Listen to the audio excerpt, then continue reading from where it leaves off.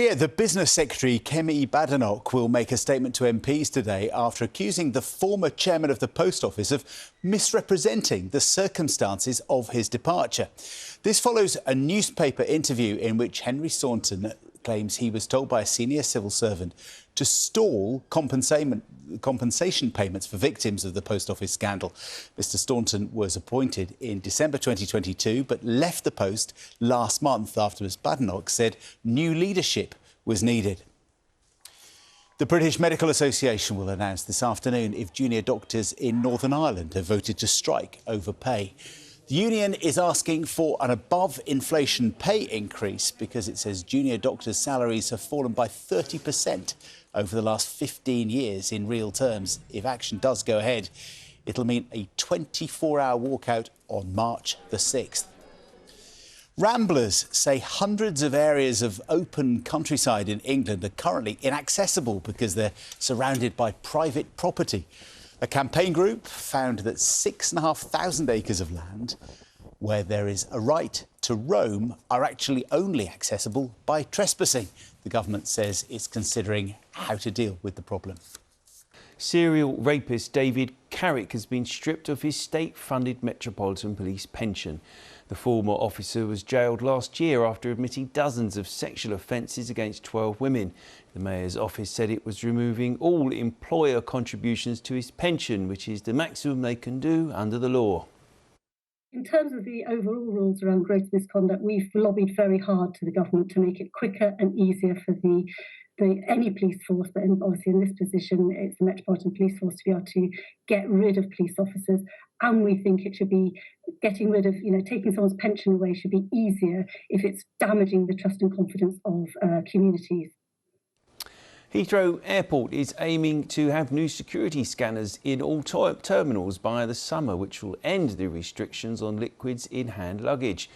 There was a deadline to bring in the technology by 2022, but the date was then moved to June this year.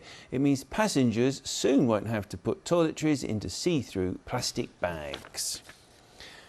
Councils will have a greater power to control short-term lets with the aim of helping to regulate the market and the supply of local housing. The new law will mean anyone letting out their property as a holiday home will need to get permission from the local authority, although the rules won't apply to those renting their homes for 90 days or less. And new designs in the running for the next fourth plinth are being revealed today. The huge commission in Trafalgar Square, now in its 25th year. Previous works include a dollop of cream with a cherry on top, a bright blue cockerel and a ship in a bottle. Now we're going to talk subscriptions because millions of us have them. They're an increasingly common part of our monthly budgets.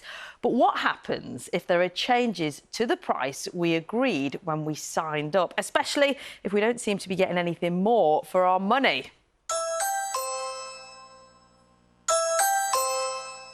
And a nation of dogs run to the door. Like customers of Ring doorbells who pay $34.99 a year per device to access a service which allows them to store footage online, download clips and get discounted products. But earlier this month, Amazon, who own Ring, announced that their prices would be changing to $49.99 a year. Now, that is an increase of 43%, and customers weren't happy. At the time, Amazon said that since Ring launched in 2015, they'd regularly found ways to enhance the plan to give customers more value.